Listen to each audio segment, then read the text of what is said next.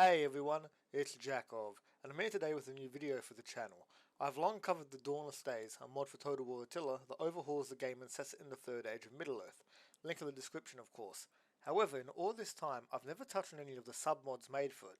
That's going to change today, because we're going to be looking at one, specifically the Last Breath mod, and one of the factions it adds to the game, Dol Amroth. As a mod, the Last Breath is supplementary, adding a handful of factions that are either a plan for the future in some shape or form, or won't be added because they're too minor or included under a larger faction, Dol Amroth being a great example of the latter, being one of the cities under Gondorian rule, which is represented in the Gondor roster by a few units, but here is given a full unique roster.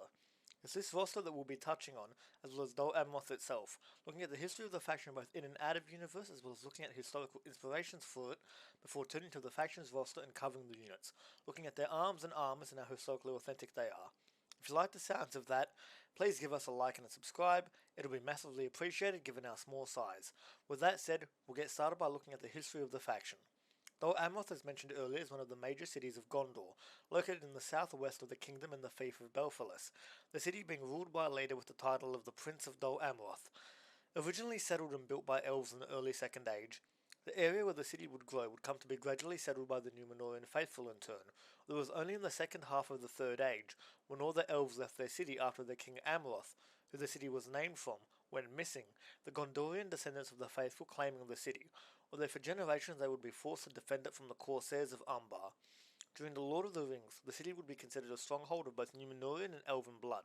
The men of Dol Amroth, led by their Prince Imrahil, fighting bravely in the War of the Ring, their heavy cavalry being a boon to the armies of Gondor in the Battle of the Pelennor Fields and the Battle of the Black Gate.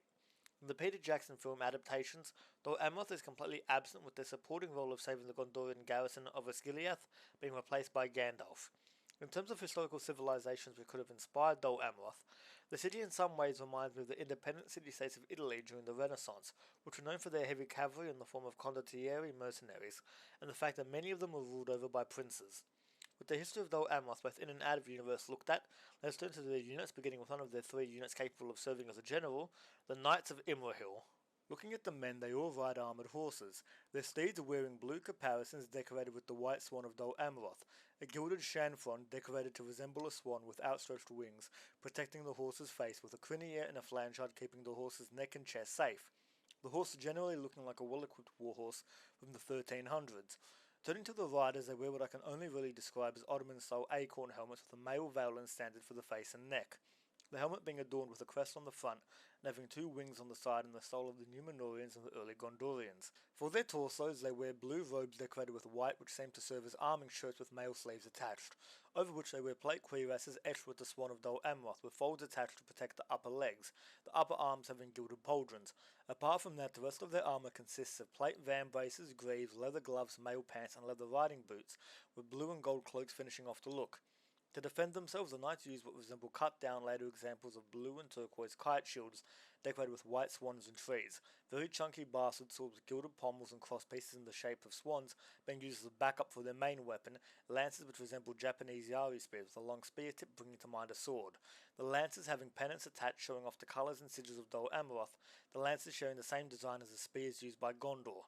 Overall, the Knights of Imrahil are a fusion of men-at-arms from the 15th century, mounted on horses from the 14th century, wielding lances from medieval Japan, making for a unique mix of features, although I will say with how heavily armoured they are, they can afford to drop their shields and rely on their armour, which was something done historically by troops that well armoured.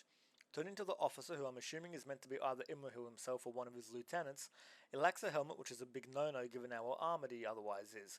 My advice to mod creators in general is that if you're wanting to make your officers stand out by showing off their faces, give them open-faced helmets, which were often worn historically by even the most elite of warriors so as to preserve some realism in the game.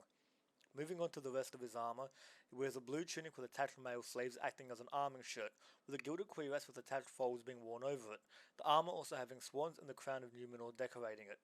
Seemingly over the cuirass he wears a gilded gorget, which is historically inaccurate. Gorgets were worn under your breastplate, not over it. So it's always a pet peeve of mine when I see it, which is often, given the image of it is everywhere.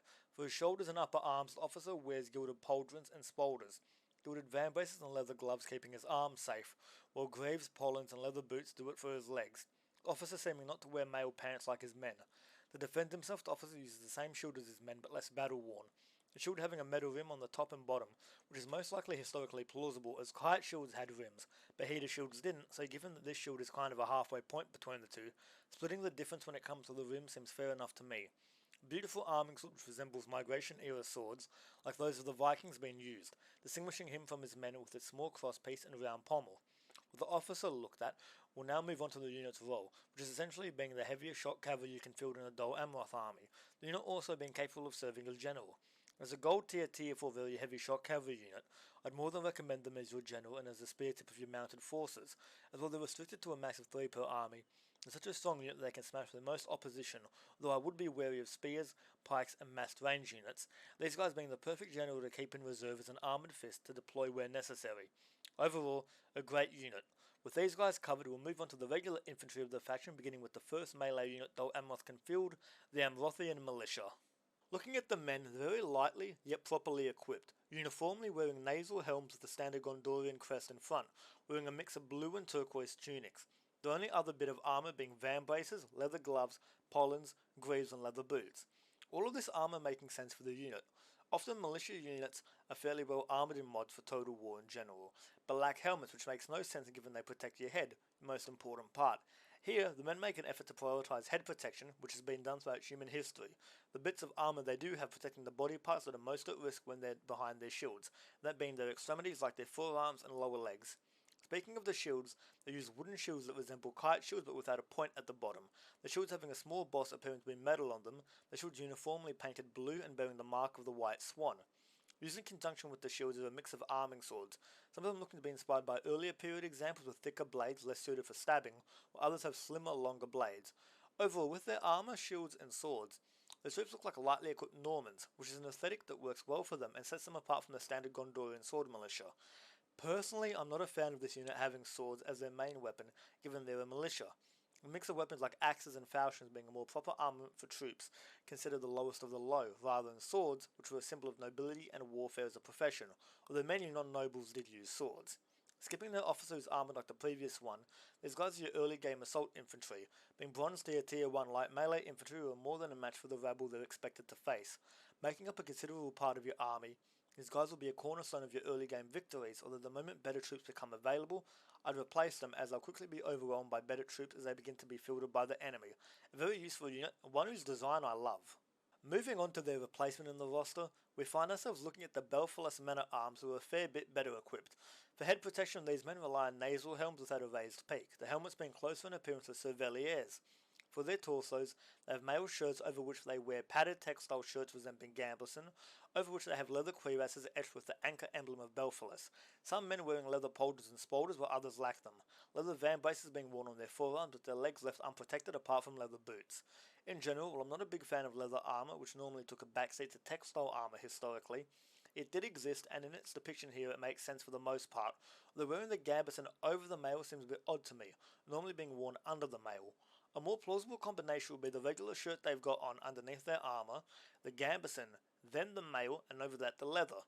For shields they use bucklers rimmed and embossed in metal used in combination with arming swords seen previously. Overall, these men resemble light infantry from the 13th century with buckler shields, especially seeing a rise in use during that period, although again, a mix of axes and more basic swords would have been nice.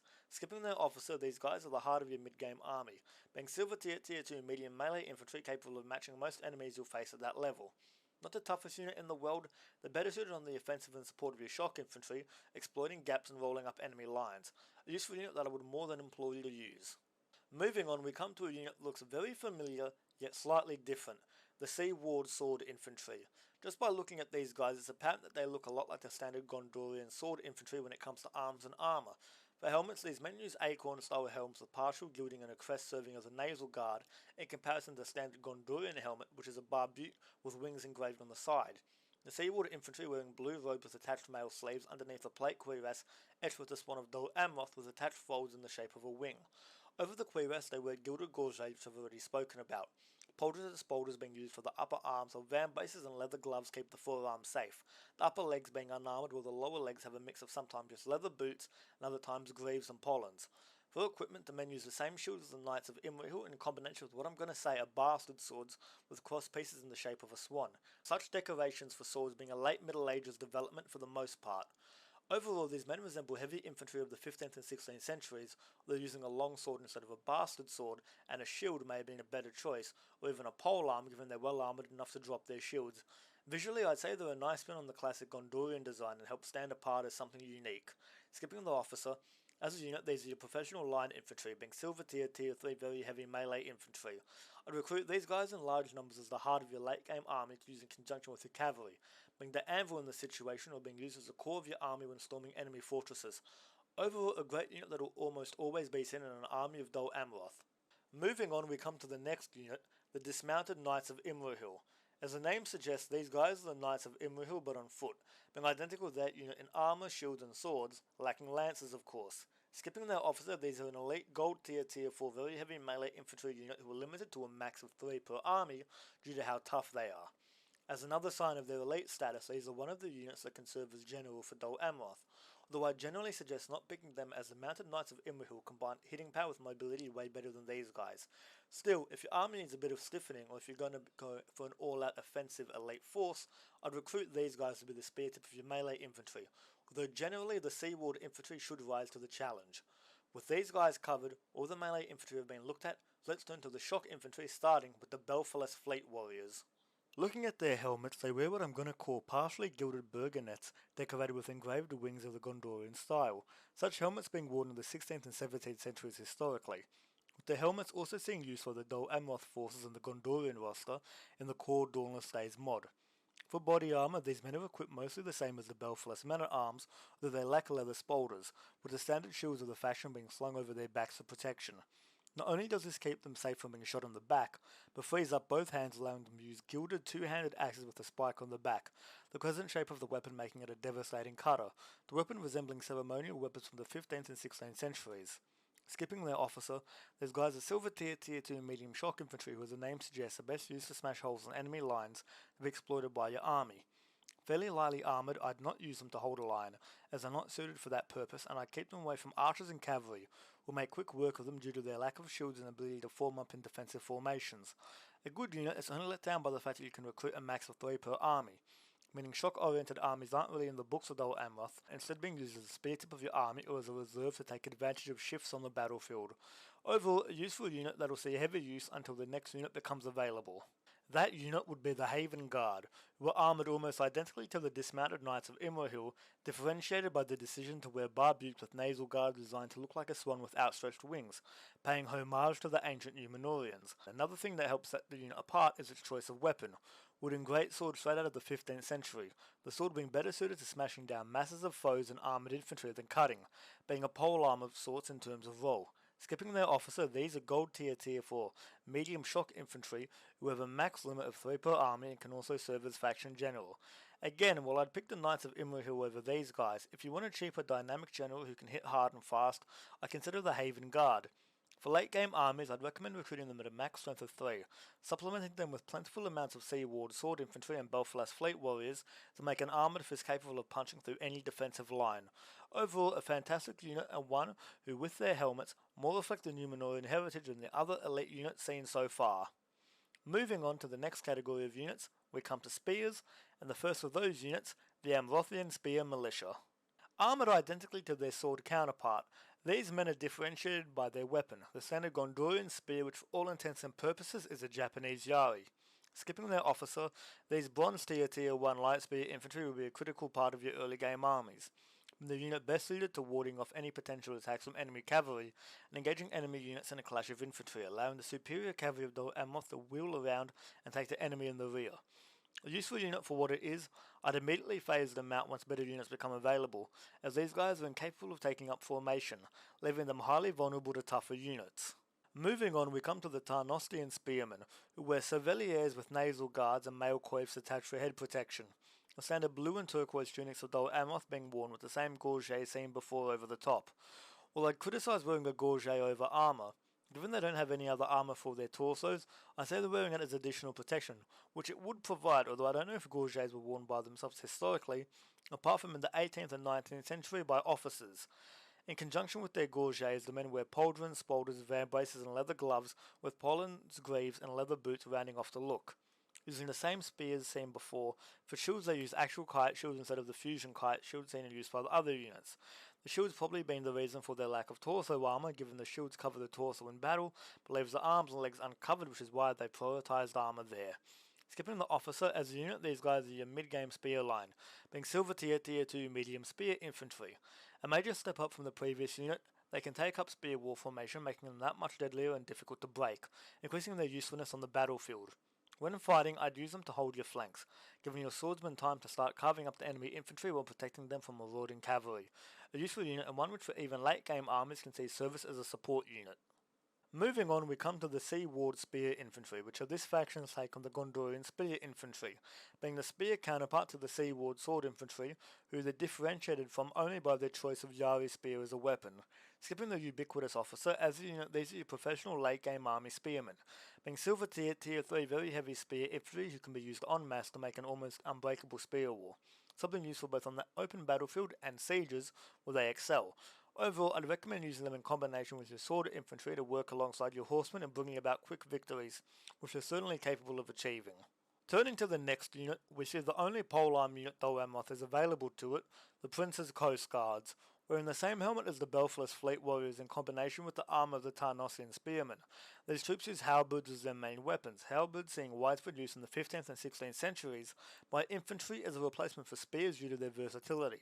Skipping the officer, it should be said that this unit also appears in the core Dawnless Days Gondor roster, where it too has a limit of 3 per army, being silver tier 2 medium polearm infantry, who best work as a support unit for your armies, being good on the offensive as quasi-shock infantry, who can really mess up cavalry if they attack them, although due to the lack of armor and shields, the unit is highly vulnerable to ranged foes and charges from horsemen. Overall, a unit that I wouldn't say is critical to success and can be skipped, but isn't a bad idea to include in the army build as a bit of extra firepower. Speaking of firepower, with these guys covered, all the melee infantry have been looked at, so let's turn to range units beginning with the Amrothian Archer Militia. Equipped identically to the Amrothian Spear Militia when it comes to armour, these men have arming swords at their sides in case of melee, but have as their main weapons longbows, a weapon most associated with the Welsh and English who used the weapon to devastating effect in the 14th and 15th centuries. Skipping their officer, these are bronze tier 1 light bow infantry who will provide your early game armies with much needed range support, thinning out enemy units before they engage with your own. More than a match for the other archers it's intended to face, the unit has an advantage over the skirmishers many other factions feel due to the longer range of these guys, which is why I suggest focusing down skirmishers first before shooting enemy infantry, as skirmishers can be very nasty if allowed free reign on the battlefield. Overall, a highly critical unit for the early game, although once better units become available, these guys will be a distant memory. Moving on, we come to the Tarnossian Marksman with a longbow-equipped version of the Tarnossian Spearmen, wearing the same armour as that unit and having arming swords at their side in case they get drawn into melee, their main weapon of course being the longbow. Skipping their officer, these are silver tier 2 heavy bow infantry who will be serving as the core of your ranged forces in both your mid and late game armies, able to deal with most tier 2 enemies, although once they fight against up-tiered enemies they are at a disadvantage. That said, range support is a necessity, so you have to suck it up and field them, either in large numbers to make up for their skill disparity, or in small numbers so as to save money for cavalry who can also be used to offset such a weakness. Overall though, it's a good unit who when used in combination with the next unit can challenge most professional archers to a standstill. That next unit would be the Nimrodel Archers, who are this faction's equivalent of the Ithurian Rangers of Gondor and the Rangers of the North. Wearing male shirts under leather vests, shirts, tunics and robes with leather braces and gloves keeping their hands safe, and blue cloaks with the occasional veil around the face capping off their look. These men have arming swords ready to go and use longbows, being specialist marksmen with the weapon. Looking at their officer who lacks the male shirt and instead just wears all leather with a tabard bearing the white tree of Gondor upon it, a black cloak at his back and no helmet, only an arming sword in his hands instead of a bow, these men are elite stealth archers. Gold tier 4 very light bow infantry, these guys are by far the best archers you have access to when playing as Dol Amroth, although because of their elite status they are limited to a max of 3 per army. Able to deploy ahead of your lines, these men make for a great vanguard for ambushing enemy infantry and for shooting them before retreating again. The unit also excelling at melee combat, meaning after burning through their arrows, they can get stuck in the thick of it and carve a path through the enemy. That said, the unit does have some weaknesses such as its lack of armour, meaning while I'd more than recommend using them to bolster your ranged forces when necessary, don't try and put them in a shooting match with enemy archers, as these guys can't endure punishment the way other professional archers can. I'd instead recommend mixing them among your Tarnossian marksmen, allowing your lesser archers to absorb the brunt of the damage. Overall, a great unit which, thanks to the lack of dedicated professional archers for the faction, will probably see more service than they otherwise would have. Moving on to the next unit, we come to the Skirmishers of the faction, starting with the Arnfulus Coast Levies.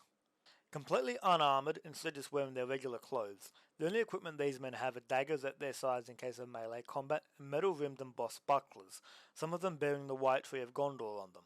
The main weapons of these troops are their javelins, which they use to skirmish with enemy infantry, javelins being arguably one of the most ancient of all weapons. Looking at their officer, who's distinguished by his nasal helm, his leather gorget and spaldus, as well as his sword, this unit resembles a levy of practically unarmed peasants, which is what they are.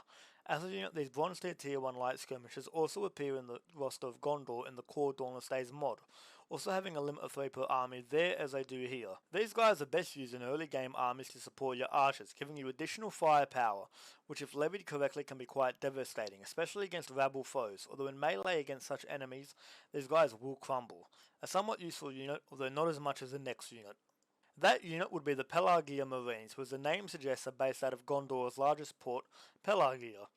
Armour-wise, these men wear the same helmets as the Amrothian militia with mail coifs attached, as well as the helmets worn by the Seaward infantry, although some of these helmets have feathers attached to them, reminiscent of helmets of antiquity.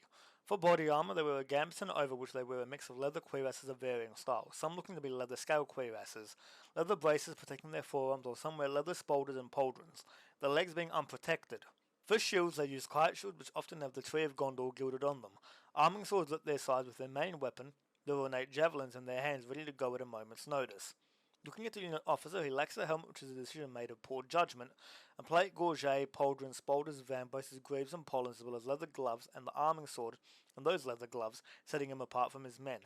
As a unit, these are averagely armoured infantry who excel at ship-to-ship combat, clearing enemy decks with their javelins before boarding and killing any survivors with their swords. Silver tier 2 medium skirmishers, these men are just as deadly on land, having the same stats more or less as mid-game melee infantry with the ability to skirmish. If not for the max limit of 3 per army, I suggest using these guys as the core of your army. Speaking of that recruitment limit, they also share it with this version of the unit serving in the Gondorian roster in the main mod, this being another unit that Gondor and Dol Amroth share. Apart from their usefulness in combat, these guys are great at supporting your archers and giving you that extra bit of firepower, given the faction lacks professional range power for the most part. Definitely a unit that gets my endorsement and should continue to see use even in late game armies as a support unit. With these guys covered, all the infantry, be they melee or ranged, have been looked at, so let's turn to the cavalry of the faction, starting with the Amrothian squires. A unique mix of different aspects of previous units mounted on horses armoured identically to the steeds of the Knights of Imrahil.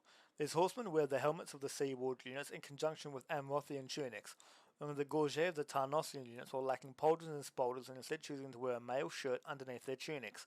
The metal-rimmed bucklers and lances also setting them apart. Bucklers often being used by lighter horsemen, and these lances looking more like European ones than the Yari used by the Knights of Imrahil. Skipping their officer, the only issue I have with this unit is that despite being called squires, these men ride horses as lavishly equipped as those used by the nobility of Dol Amroth. It would make more sense for horses used by lower status individuals like these to be less well armoured.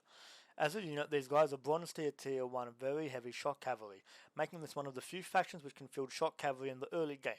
This gives you an immediate firepower advantage over most adversaries, with even Rohan, the only other faction which has access to early shock cavalry fielding light shock cavalry. As such, these guys enable the military machine of Dol Amroth to operate, heavy cavalry smashing apart infantry weakened by the infantry of this faction. A highly useful unit which will be used to bring about lightning quick victories. They give you a mobility power that most enemies can only dream of, even being useful in the mid game as a supporting unit. Moving on, we come to the Seaward Spear Cavalry, which are essentially the Seaward Spearmen, using the same spear and shields, but are mostly unarmoured horses who only have their face protected by a shanfron etched with the Tree of Gondor. Skipping the unit officer, these guys are unique, as they're silver tier 3 very heavy spear cavalry, a category of units that's no longer included in the base mod, but is in this submod. Spear cavalry serving as a midpoint between shock cavalry and melee cavalry, using spears instead of lances or swords as their main weapon. I wonder if this is something that will change in the future, if this unit will continue to be considered spear cavalry. As it is, these men are to the Gondor cavalry as the Seaward Spear infantry are to the Gondor Spear infantry. In terms of use, these guys will make up the heart of your mounted forces, delivering effective charges if not as devastating as those carried out by proper shock cavalry. Still a unit that's going to be a constant sight in any Dol Amroth professional army. Turning to the next unit, we have the mounted Tarnossian Lancers, who are essentially the Tarnossian spearmen riding the same horses as the Knights of Imrahil, using heater shields in conjunction with their lances, which are the same as those used by the Amrothian squires. Skipping the officer who we've seen for a dozen times, these guys are your silver tier, tier 2 very heavy shock cavalry who are unfortunately limited to a max of 3 per army, meaning that instead of using these guys en masse, they serve as a spear tip of your mounted forces, with the Amrothian squires giving them support. More than capable of breaching most defensive formations they're expected to face, this is a unit that I'd only really say is useful in the mid-game, as once the Seaward Spear Cavalry become available, they outpace these guys in spite of not being as effective lancers, with the next unit coming up giving the Seaward Cavalry all the support they require. That unit would be the Knights of the Silver Swan, the iconic heavy horse of Dol Amroth. Riding the same horses as the Knights of Imrahil and wearing the same armour, these men are distinguished by their helmets, the colour of their armour, their lances, and their shields. The helmets use the same barbute style one as the Haven Guard with gilded and silver crests in the shape of a swan with outstretched wings, helping set them apart and show off the unit's wealth. While they wear the same armour as the Knights of Imrahil, their armour appears to be more silver in colour, perhaps being covered in a thin layer of silver to show off the fantastical wealth of the knights. Turning to their lances and their shields, the lances of the same Yari tip seen before, over the shaft of the weapon is decorated in bands of blue and white, betting on lances being a common sight historically, unlike in the Dawnless Days where it barely appears. The shields too also seeming to be new compared to the worn and damaged shields of the Knights of Imrahil. Skipping their officer, these gold tier 4 very heavy shock cavalry are among the most powerful units the faction can field, being limited to a max of 3 per army due to their strength and elite status. Like the Pelagia Marines, this is yet another unit that is shared by the Gondor faction of the Dawnless Days, where it has a limit of 3, but can also serve as a general for that faction, being the best option in my opinion, although in the Dol Amroth roster, it's incapable of being a general. And I personally recommend using them as the vanguard of your mounted forces, with the Seaward Spear Cavalry in support. These guys being a bit cheaper and having somewhat less stats than the Knights of Imrahil, whilst you just mix in with these guys to give you the heaviest armoured mobile fist possible. The more elite heavy shock cavalry, the better in my opinion. Overall, a great unit who have slightly outclassed with the Knights of Imrahil, look way better in appearance and seem far more majestic. Moving on to the artillery of the faction, we come to the ubiquitous Onager. Crewed by Amrothian militia with swords at their sides, this unit sees service in every faction where it's almost always critical in providing your army's range support. That unit would be the Trebuchet, fielded by the exact same men, with stats almost double those of the Onager, being a very powerful and rare unit which is limited to 3 per army. The main shortcoming of this unit is the fact that there's only 1 trebuchet per unit, meaning if enemy artillery gets in range to return fire, this unit only has 1 chance before it's destroyed, like the Onager which has 4 machines available. Generally speaking, I'd only ever field these guys in sieges where you require as much artillery as possible, otherwise I stick to the Onagers for their overall usefulness. Very powerful and intimidating unit, but one that should only be fielded when circumstances permit it. With these guys covered all the units in the faction have been looked at, so let's turn to the faction as a whole. Overall, Dol Amroth is an interesting spin on Gondor as a faction, combining the heavy infantry prowess of Gondor with the heavy cavalry skill that Rohan is known for, sacrificing Gondor's amazing archer line however for that extra firepower. This makes Dol Amroth very much an offensive faction built around bringing battles to a quick end, unlike Gondor which grinds enemy hordes to dust in protracted battles. As such, mobile hard-hitting armies are generally the way to go, although you do have flexibility in that you can focus on having your infantry do the heavy lifting or rely on your horsemen to be battle winners. Although going on the defensive and turtling is a mistake as far as I'm concerned, as that gives your enemy the ability to leverage range superiority against you. Essentially, always put yourself in a position where you can exploit your strengths and forestall the enemy from exploiting your weaknesses. I say the mod creators have done a great job in making this faction feel natural and fit into the Dawnless Days as a whole, the overlapping of assets and units helping bridge the gap between the two. With that said, let's finish off this video. If you've enjoyed it, please like and subscribe. It may not seem like much, but it's such a small channel, it truly does mean the world. Rest assured, more videos on this submod, as well as many others, will be coming up in the future. So with all that said, this is your host, Jakov, signing out.